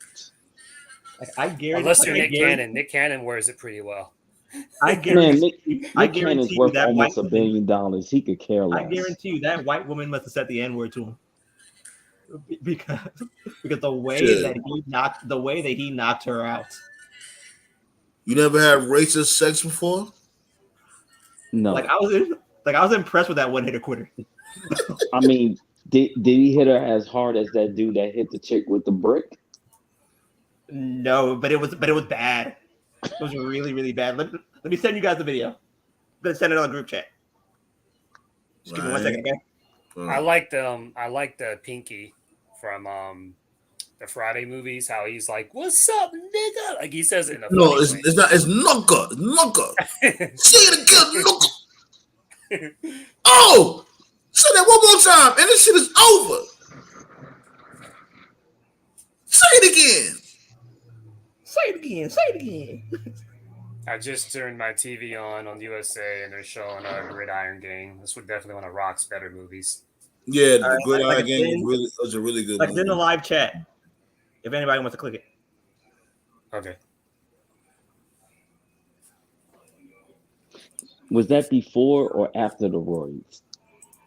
That was before. He still Before. looked like the Rock back That's then. before he got that was no wait a minute. That was when Joe Mixon. That was before Joe Mixon's draft. And yo, motherfuckers all be talking about Exhibit doing a good job in that movie too. Of course, Yeah. Exhibit. because everybody was focused on Dwayne Johnson. But yeah, I get what you Right. Exhibit did a really good job in that movie. Like I can love all see- his I love all his early work, Gridiron Gang, Walking Tall, The Rundown. I love The Rundown. Once I have he a got serious question, though. when he lost So his badly hair, asking, hold on. So badly asking me, is Shinsuke a A bum? bum. No, it's his name is He's not- Shinsuke Nakamura. No, he's not a bum, but I just don't understand how someone can lose 10 matches and the number one contender. No, I but will I have a never serious- understand that. I will never I have a ever serious understand question, that. That's like this dude. That's like this dude, Peter McNeely fighting Floyd Mayweather. Big Neely. No, No, Shinsuke's but I not. have a- He's not a bum. He's just not a main event level guy. Right. No, well, He's not a Said he's that not main before. event because he can't talk English. That's it. No. He always loses. That's the main thing. but I have a serious question for How they marketing and presenting Shinsuke right now? They should have done that. They should have been did that from when he had first came back. They should have had him on that whole anime, backstage promo, samurai, ninja scroll type time. But I have a serious question for everybody in the chat. Why does The Rock always play white dudes in documentary films? No, he's The same reason. The same He's reason. like Mike that, Bibby. He's like Mike Bibby in all of his movies. the same reason why redhead characters keep getting casted by black people because Hollywood is gonna Hollywood. Yeah, because Hollywood ain't gonna accept Dwayne Johnson in a Like, you role see- dating a black woman. It's not gonna happen. Like you've seen that like the part like after the movie when they show the real coach, he's white as fuck. Yeah, he is. Unless they're trying to say The Rock is white. No, the actual coach and what was the name of that team? I forgot the name of the team. Because remember, Gridiron Gang is based on the true story. The role give it that up. Rock is playing is a white guy role, a white coach. Walking tall, the real life person, white as hell. You didn't know that, so? Or What's Scott? Yeah, I knew that. I knew that. Yeah, I knew. I was just listening. You ain't know a goddamn thing. All right, I'm just enjoying the conversation. Why the No, birds that's are awesome. tingling. I hope you hit the Hacksaw Jim Duggan thumbs up. Oh, I did do that. I think I did. Yes, I'm like the internet could. I think I can. I think I can. Oh man. Anyways, I ain't gonna lie, I'm about to cut this shit short. Word, me too. You know what I mean? I'm gonna let this dude Scott enjoy his drink. I mean, it is a laid back day because I was about to speak about Trick Williams, but nothing happened. Because nothing's ever gonna happen right now. And he's on the right path, but I mean, I'm happy that they're gonna hopefully put the spotlight on Trick Williams.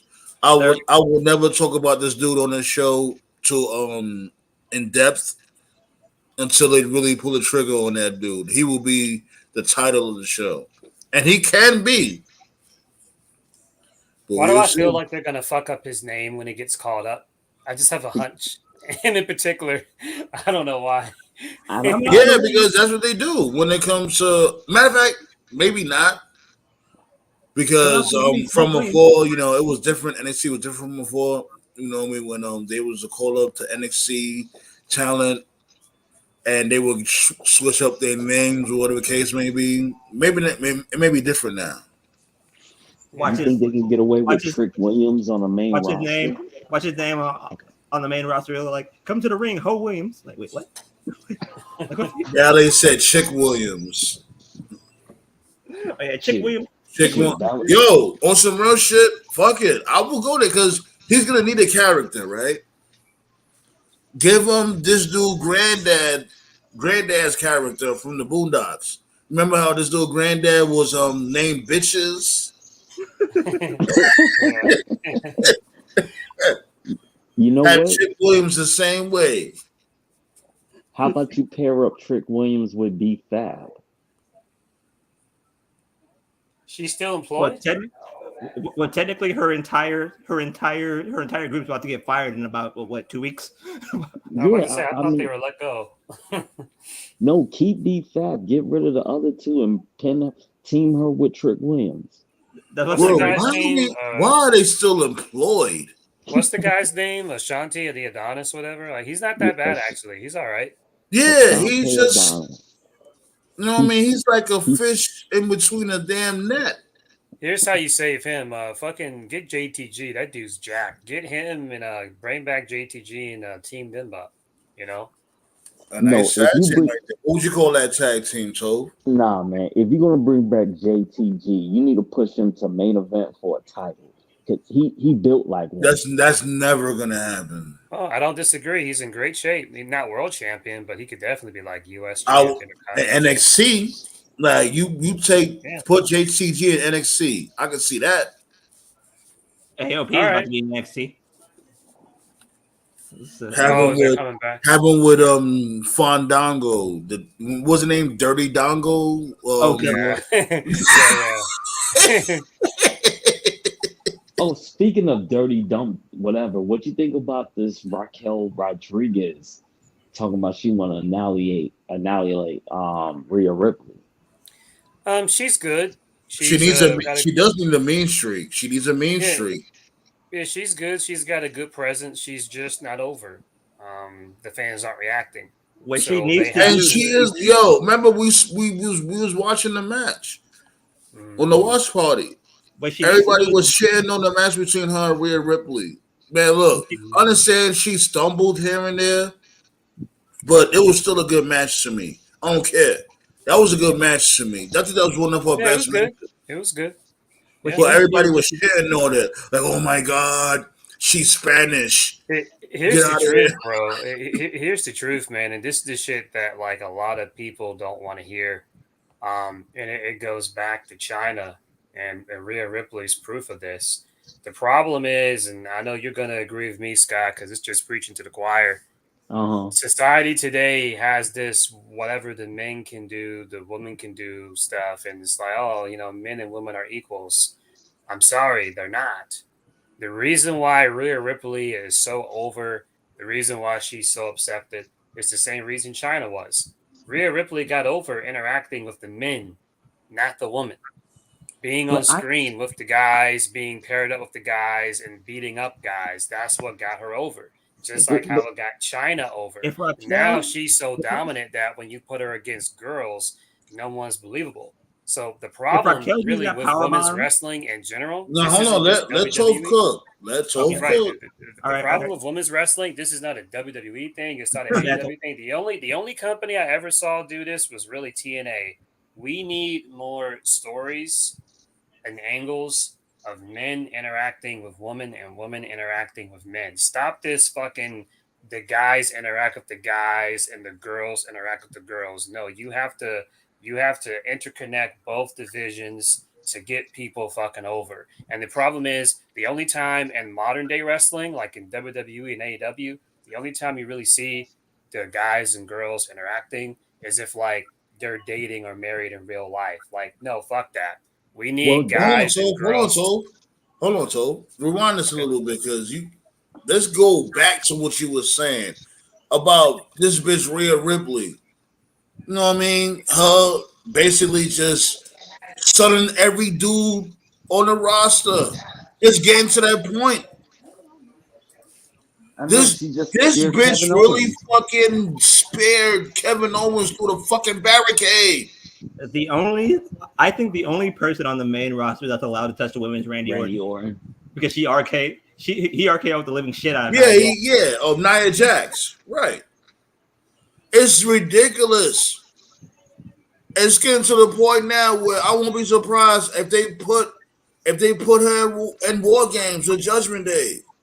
Like first thing, right. Well, first really, thing, obviously she beats up the guys and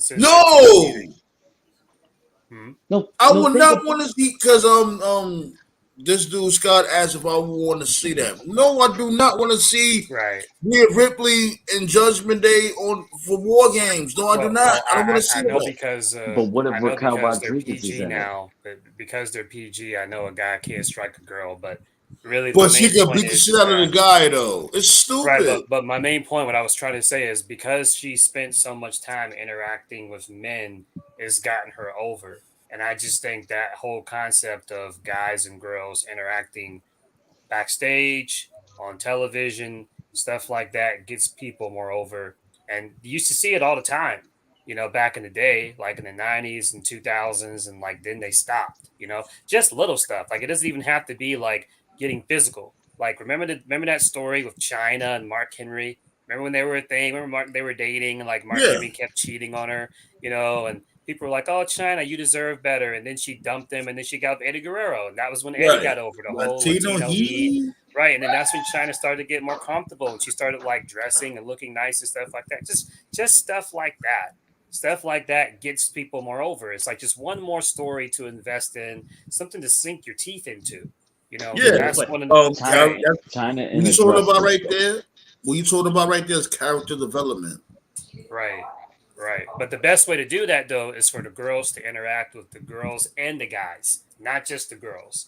And so I think that's one of the reasons why so many women wrestlers today in both companies are just not as over as they could First be. things When you compare it to like 10 years ago, 20 years ago, that's just my opinion. That's how I feel about it. first No, you thing make a point.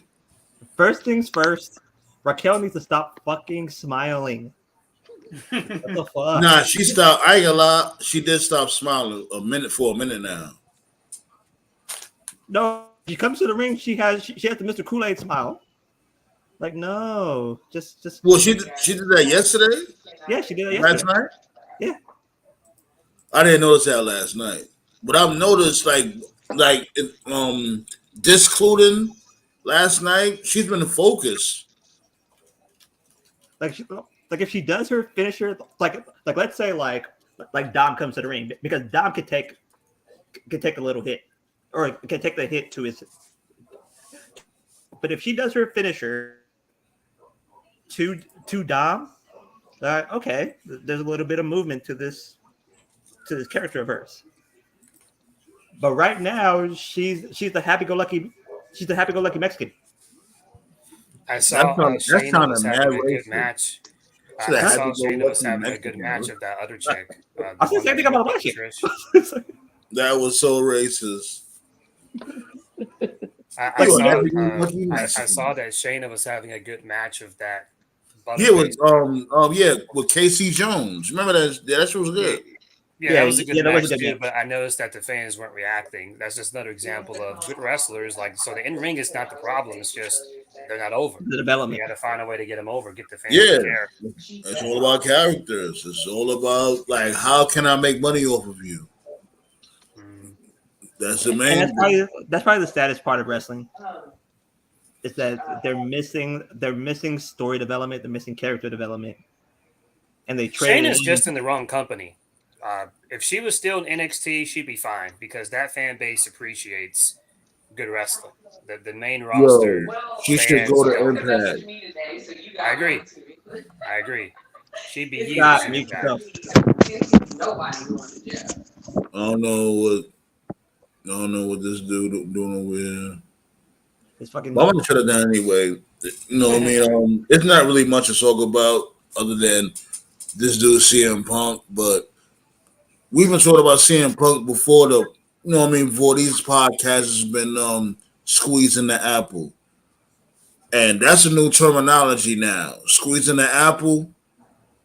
Why I say squeezing the apple is basically, you just beating the horse while it's down. You keep talking about the same old thing over and over and over. There's no That's juice a new left in there. terminology. That's a new terminology for the round table. You squeezing a fucking apple. There's no juice left in the Punk apple. So Right. You know what I mean? We're not gonna do that. Dried up prunes. not next time. The next time we talk about Punk is when Punk makes a debut anywhere else. Like I saw earlier today. He's going to WWE. I'm telling you, it's gonna happen. Next year is like going I to saw this. Like I saw this next earlier year today. is going to WWE. Like I saw earlier today is Sean View, that special development motherfucker. Oh no, not that He's- guy. He said Yeah. he That said that guy's oh obsessed. he said that oh Punk's heading to Impact. I was like what? Impact's going broke? But here's the thing, though. Even though he's fucking insane, he makes us a little smidgen of a point. After a period of time, there's gonna be a void to fill. Like when it comes to these these supposed stars. Remember, they did the same thing with TNA when WWE didn't want nothing to do with them. What they do? They went to TNA, and that wasn't a thing, right? As a matter of fact, that faded off because they basically squandered all the money. After that, what was it? AEW, all the WWE rejects, whatever, what may have you, or legends, they went to AEW, and eventually, that's going to squander. That's going to happen. Well, there's no void anywhere right now. Nope, there isn't. It will be. It's always going to be. In time, maybe some people might get hurt or something. I mean, you hope it doesn't happen, but it's Of course, yeah. We don't want nobody to get hurt, and it's always going to be that void with not only with I guess you could say how can I explain this? Basically, if there's nowhere else for them to go, they're only going to go to a one particular place, which is Impact. Because Impact is the water bug of wrestling. You will bounce all over the damn place, pause, and end up. Was going to end up right there. The company that refuses to die. Actually, to those who don't know, Right. Punk is actually on a no hire list for Impact. So I get what you mean, though. No, but not with Punk though. I would say, like we talked about with Shayna Baszler. I can see Shayna Baszler there because why not? Build to that dream match with Shayna Baszler and Trinity. Know what Impact reminds me of? Remember that part on Austin Powers when he was trying to kill that dude? He's like, "Why don't you die?" That's as a matter of fact, Toph or anybody here, did any of you guys watch the 1,000th episode? Oh, it hasn't aired yet. Not gonna be till. It didn't air yet. Not gonna be till Thursday, right? TNA will never die. Impact will never die. Now, why don't you die? Henny got asked why he's on the no hire. Because Jeff Jarrett put him on a no hire list. That's why. Like, isn't Jarrett not there anymore? He had heat. He had heat when he was in TNA, and basically, the long story short of it is Ring of Honor and TNA had a relationship in the beginning, the early days, and certain circle of guys. That. It was AJ, Daniels, Joe, Punk, and it was a fallout basically. Punk chose Ring of Honor. I forgot exactly like the here and specifics of it, but Austin Aries literally refused to go to work. Right. If you look at the early NWA TNA days, like Punk was there and he had heat, and like AJ Styles didn't like him. Petey Williams didn't like him. Saban didn't like him. They all thought he was an asshole. And so they released Punk, and then Punk went to Ring of Honor, and that's why he was in Ring of Honor. And then Jeff Jarrett, he put Punk on the no rehire list because there were a lot of people that left TNA and came back a few times, like Austin Aries, like Low-Key, like Jeff Hardy. But Punk never did come back. So know what was the most spectacular bullshit? Remember when TNA and New Japan had this agreement, and what the fuck they turned Okada Oh yeah, Shinsuke Okato. Nakamura was in Yeah, TNA. Okato. Yeah. Like they turned him into Kato, and oh my god, I what they thought it did was. again? I thought it was Kato. Kato. Whatever it Kato. was, it sucked. What they But yeah, said, man, the punk rabbit hole. Yeah, the punk rabbit hole Oh, goes deep. To any fans out there, the punk rabbit hole goes deep. Wikipedia is your friend, Google's your friend, YouTube is your friend. This dude has burned every bridge. He burned his bridge of TNA. He didn't necessarily burn bridges of Ring of Honor, but when he was in discussions with WWE, he was still under contract with Ring of oh, Honor, which is man, look, not what you're supposed to do. he lit. Tony Khan burnt Ring of Honor's bridge. He There burnt you the go. bridge his damn self. He Yeah. lit. Punk lit that AEW. Lit that AEW. Lit that AEW bridge. He fucking torched that shit. He basically has burned every bridge. The only one that's left Burned is it. He New torched Japan. it. The only place left is New Japan and like MLW because he's not going to NWA. So He's going to WWE though. I know that for a fact. the only place he needs to go is to anger management, and that's me being dead serious. Sarcasm aside, opinion aside. Like I said before on the show last week, Sandman, a 44-year-old has no reason, none, to run up on a 20-something-year-old person. I don't give a fuck what the context Maybe he's is. not getting them back Okay, home. so That's why he let me ask acts you a like question though. If you're a punk, right? And let's say Jungle Boy said what he said to you. If I was Punk, I would say he goes or I'm leaving. Just straight up. Because you cannot go against your head writer, your top wrestler on the other show, everybody else on the other show, and just go straight to the boss and have him say yeah. Like Well, it's not just about Jungle Boy, dude. Like, just in general. Like, I said this last week. Like, I'm not even trying to be funny. I'm being serious. Like, I'm being dead serious. Why in the fuck does Phil Brooks care about what's Dolph Ziggler's brother's name? Ryan Nemeth, right? Yeah. That's his name. Yeah, Ryan Nemeth.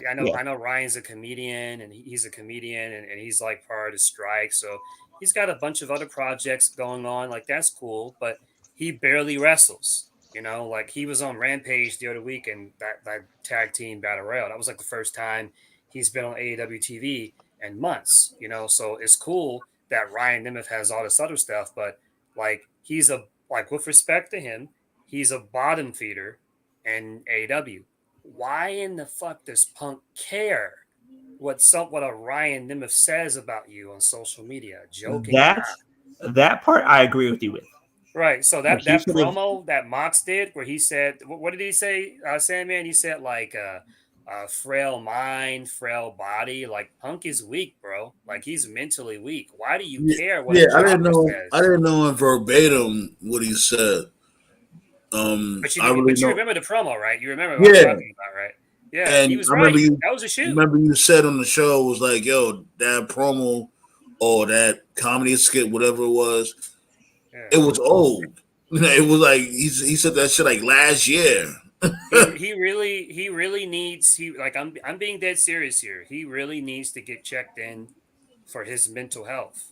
Like CM Punk caring and being triggered on what Ryan Nemeth said. That would be like if The Rock in 2001 got mad because Justin Credible was talking shit about him. Like what? like why would you care, bro? Like you're on completely different stratospheres. You know? Like, it's one thing if another top guy is talking shit about you, or like someone who's rising up the card. It's like, okay, right after your spot. But why would you care what a bottom feeder says? So we've seen this. It's consistent. Whether it's Ring of Honor, WWE, AEW, the Indies, he clearly is triggered by anyone that's talking shit about him. And it's like, but the other thing too, other than this dude getting that Tony Khan basically trying to goozle him or lunge at him, what may have you. Like my dude, you talking shit to William Regal in front of everybody to his face. Right. You know how loved this dude William Regal is, and he's just gonna. This dude William Regal, he ain't want no smoke. He just came to you and, hey, what's up, punk? And you just automatically say, I don't like you. You're a Triple H stooge.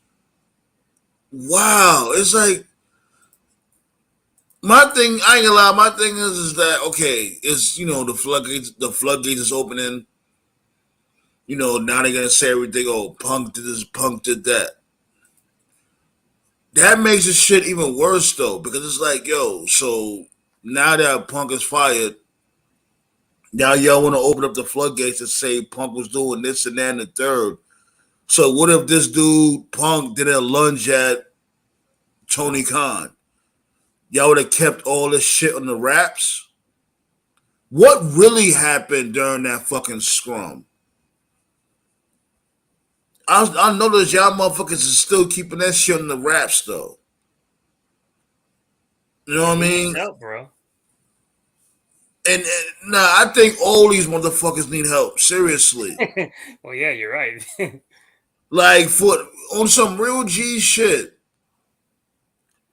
Why would this dude, Jack Perry, even have the balls or the gall to even say what he said? Oh, Crimea River, real glass, whatever the case may be. What would make him even say that shit? Like talking shit towards Punk to even have the balls to even do that shit. I don't think that was a jab at Punk. I think that was a jab in general, but Punk took it personally as if it was a jab at him.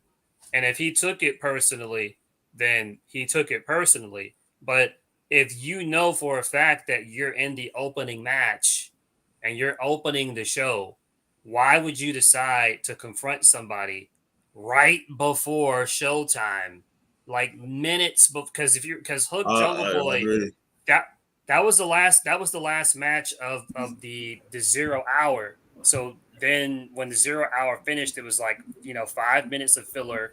The pay-per-view started, the pyro, and then here's Joe and here's Punk. Like, it's like, wouldn't it make more sense for you to do your match first, and then after you do your match, you go back to the Gorilla and say, "Hey, have any of you guys seen Jack?" And then confront him. Or why not wait until after the show? Why do it literally right before your match? That's what I mean. Okay, yeah. Let me ask you a question though.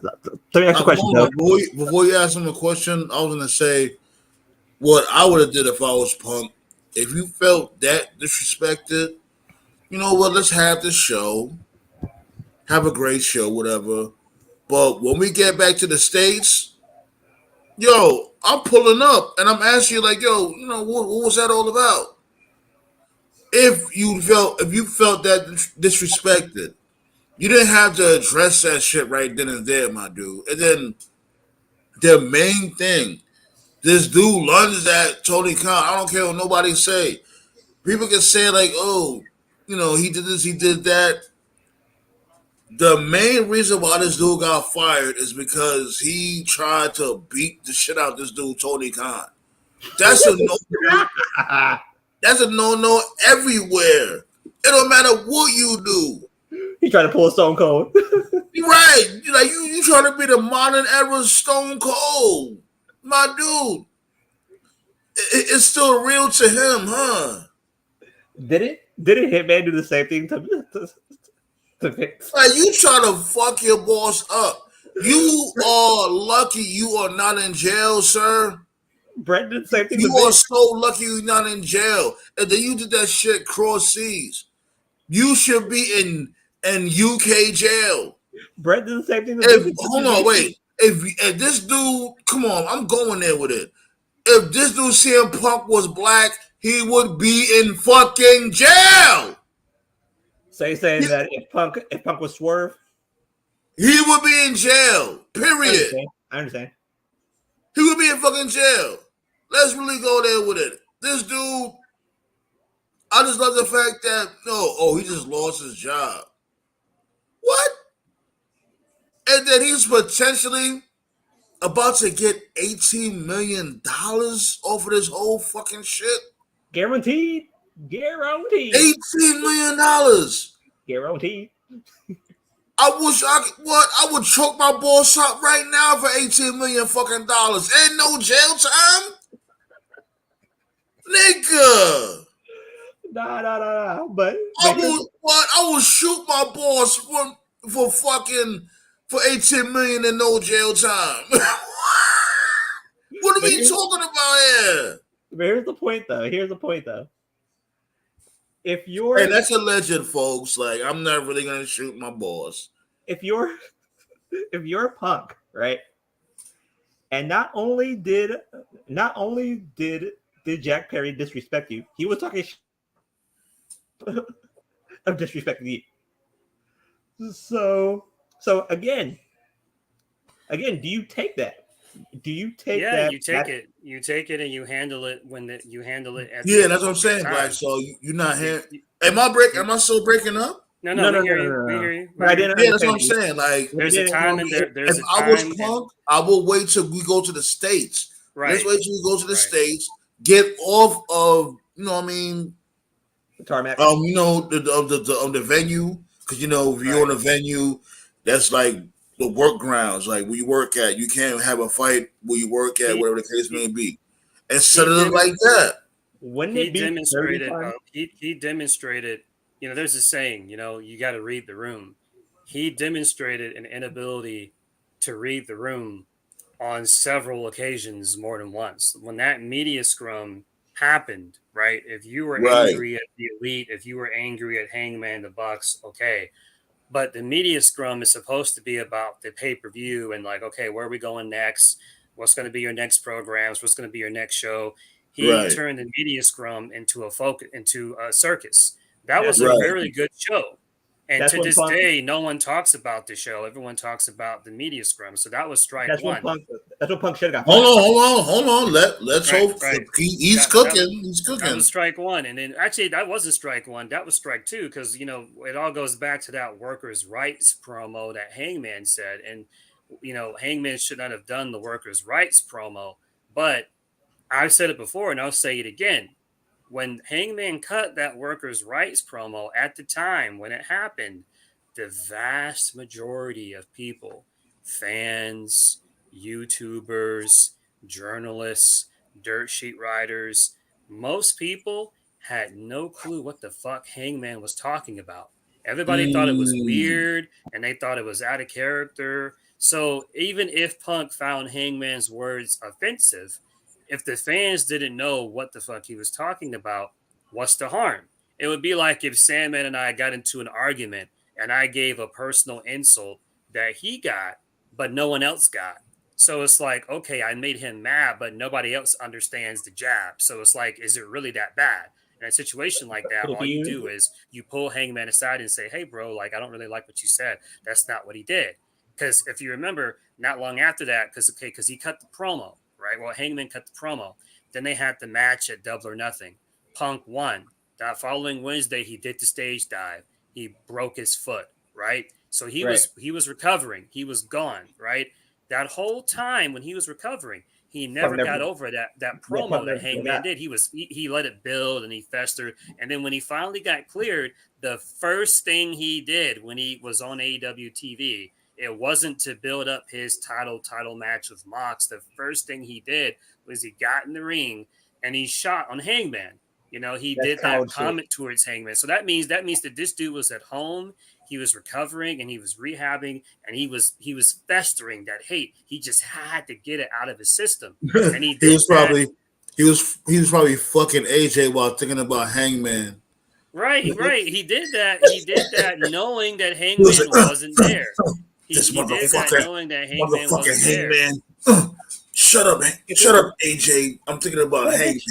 Yeah. Right. So it's like, this dude he's mentally weak. So that's why I say whatever this dude does in his life going forward, whether he wants to go back into wrestling or whatever, like, God bless him, but he needs to get anger management. And I really think this dude has mental issues. Like, seriously. The only company where Punk truly didn't have a problem was in was at the UFC. That's bullshit. Because every problem that he had to get it out right away. That's bullshit, Black Song.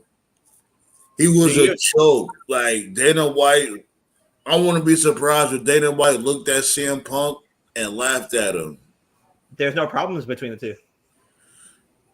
What? From what I'm hearing, there's no problems between the two. Man, look, okay. I thought what it was that he just didn't have any talent for MMA. I thought that's what the problem was. Yeah, that's the only problem. When this dude CM Punk tapped out in that first match, trust and believe, Dana White looked at him differently. Trust and believe. Yeah, that's the only problem that Dana had. If you can't fight, then you don't belong. That's the only problem that he has. That should be the main problem that he has. He's a fight promoter in one of the biggest MMA circuits ever.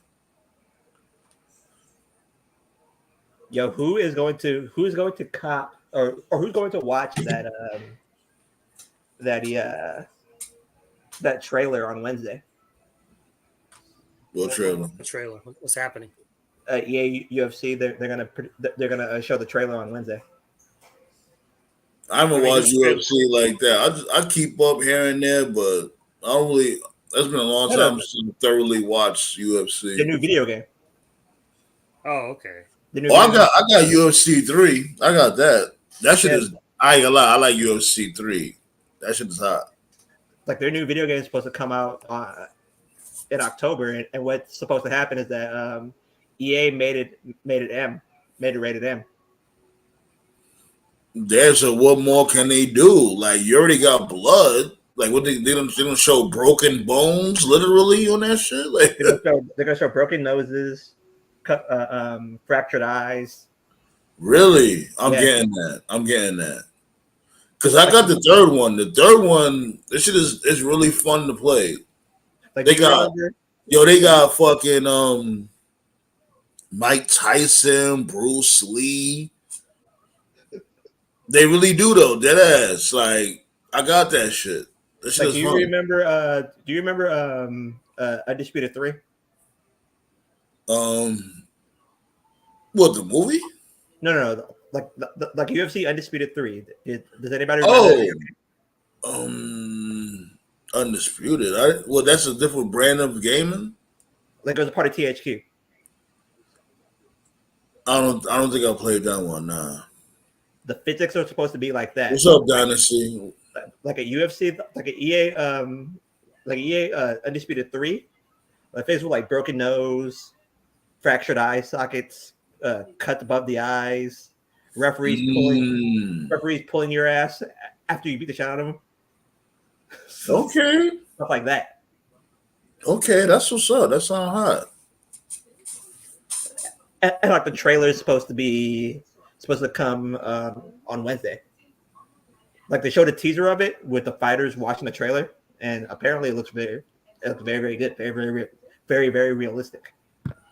Nice. So, you know what's a funny thing? Like I had downloaded the AEW game. I still ain't played that shit yet. I got so much fucking games. I got a shitload, and it's only me. They got the heatsink, right? So you can fit everything in there. Huh? You got the heatsink, so you can fit everything in there. Yeah. I got like 2 terabytes altogether. It's like excuse me, I'm bugging. I got 2 external hard drives, and altogether that's like 8 terabytes. That's called a gamer backlog, where you have too much stuff to play. Speaking, that's a topic for the next show. We can talk about the. I don't know if you guys heard about the price increase of PS Plus, which is pissing people off. Oh God, yeah, they're about to hit my card tonight. But here's the thing, though. I'm glad you brought that up, Toe. And I'm gonna shut the show down after I say this. In a way, I don't blame them, because when you have that PlayStation Plus, because I got the top one, I got the top tier one. You get to download really good quality games for free. Really? Yeah. You know what I'm saying? I'll be downloading real good shit, and they won't charge you. So I get why they doing that shit. But here's the problem about EA UFC 5. It's only going to be for the next gen consoles. So if you have a PS4, if you have an Xbox One, you're shit out of luck. That's Like fair. all I mean, the it has all the shit is that- all the prices are gonna go up. Like Toph think he's safe. Like Switch is gonna go up too. That's gonna go up. Xbox, all that. Inflation is gonna be a bitch. You think inflation is gonna stop? And we got the holiday season around the corner. I'm still hoping that that game's still going to be $70 or 75. Which Because game? like taxes are plus $5 in California. So like I'm still hoping that games are still 75 and not going Which to be game? like normal video games, like the normal like the normal not the deluxe editions, but like the standard. Man, look, standard edition. There you go. man, look, get the get that PlayStation Plus for $150. Like it's not a bad investment. It's really not because you get a lot of good games for free. They let you download a lot of good games.